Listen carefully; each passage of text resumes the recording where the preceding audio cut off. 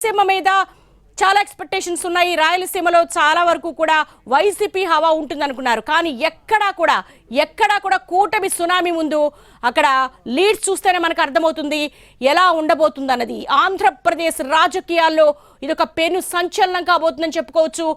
ముఖ్యంగా 1994లో తెలుగుదేశం చరిత్రలో అప్పుడున్నటువంటి ఏదైతే ఉందో ఘన విజయానికి ధీటుగా ఇప్పుడు మరో చరిత్రను సృష్టించబోతున్నట్టుగా తెలుస్తుంది. 162 స్థానాల్లో గెలుపు దిశగా కూటమి అభ్యర్థులైతే ముందుకు దూసిపోతున్న సందర్భం కనబడుతుంది.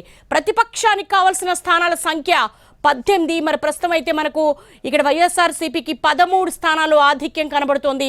మరి ప్రతిపక్ష హోదా రావాలంటే 18 స్థానాలు ఖచ్చితంగా ఉండాలి. ఇక విజయవాడ విషయానికి వస్తే గనక చాలా ప్రతిష్టాత్మకంగా ఉంది. కృష్ణా జిల్లా కావచ్చు, గుంటూరు జిల్లా కావచ్చు, ఇక్కడ ముఖ్యంగా క్యాస్ట్ అండ్ కాంబినేషన్స్ చూసుకుంటే గనక చాలా కసిగా ఓటేసినట్టుగా మనకు ఖచ్చితంగా కనబడుతోంది.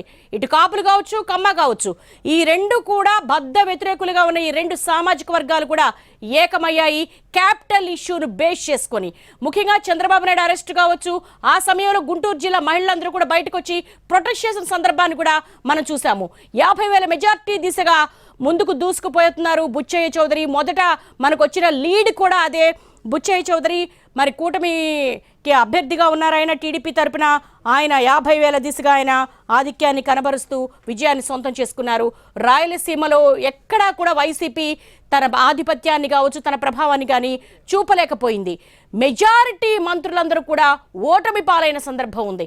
ఎక్కడికక్కడ కూడా సామాజిక సమీకరణాలను, అలాగే సోషల్ జస్టిస్, సామాజిక న్యాయం దిశగా ఎస్సీ, ఎస్టీ, బీసీలకు ఆయన సీట్లు ఇవ్వడం జరిగింది వైసీపీ అధినేత జగన్మోహన్ రెడ్డి. కానీ ఎస్సీ, ఎస్టీల కాన్స్టిట్యున్సీస్లో కూడా ఇక్కడ కూటమి ఆధిపత్యం కనపడుతోంది. అంటే ప్రజలు అభివృద్ధిని కోరుకున్నారా? ప్రజలు మార్పును కోరుకున్నారా?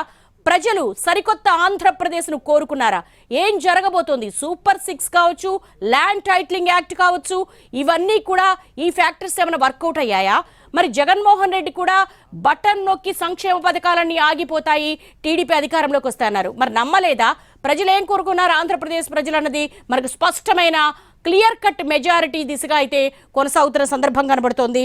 సరే, ఇక్కడ మనం చూసుకుంటే పిఠాపురంలో 40 ఓట్ల ఆధిక్యంలో పవన్ కళ్యాణ్ దూసుకుపోతున్నారు. మంగళగిరిలో 19,000 ఓట్ల ఆధిక్యంలో నారా లోకేష్ ముందుకు దూసుకుపోతున్నారు. చిత్తూరు ఎంపీ స్థానంలో 27,000 ఓట్ల ఆధిక్యంలో టీడీపీ దూసుకుపోతుంది. ఇదొక సునామీ, ఇదొక చరిత్రగా ఖచ్చితంగా పొలిటికల్ అనలిస్టులు అందరూ చెప్తున్న సందర్భం కనబడుతోంది. అంటే కుప్పంలో 9,808 ఓట్ల ఆధిక్యంలో నారా చంద్రబాబు నాయుడు దూసుకుపోతారు. కుప్పంలో ఆపరేషన్ కుప్పం కింద చంద్రబాబు నాయుడిని ఓడించాలని పెద్ద ఎత్తున ఒక ఆపరేషన్ అయితే కొనసాగింది.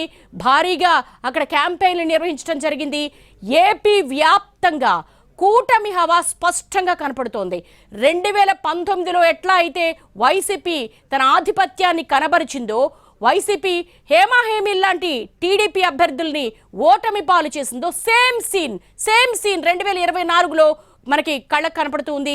కౌంటింగ్ కేంద్రాల నుంచి వైసీపీ అభ్యర్థులందరూ కూడా బయటకు వెళ్ళిపోతున్న సందర్భం అయితే మనకు కనిపిస్తూ ఉంది. టీడీపీ శ్రేణులు సంబరాలు చేసుకుంటూ ఉన్నారు.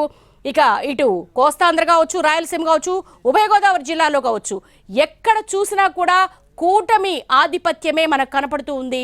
ఏపీలో ఇక్కడ హేమాహేమి లాంటి మంత్రులు, మాజీ మంత్రులు కూడా ఓటమి పాలైనటువంటి సందర్భం కనబడుతోంది. ముఖ్యంగా 4.5 కోట్ల మంది ఆంధ్రులు మార్పు కోరుకున్నారా? ముఖ్యంగా మహిళా ఓటర్ల శాతం ఏదైతే ఉందో వైసీపీ చాలా ఎక్స్పెక్టేషన్స్ పెట్టుకుంది.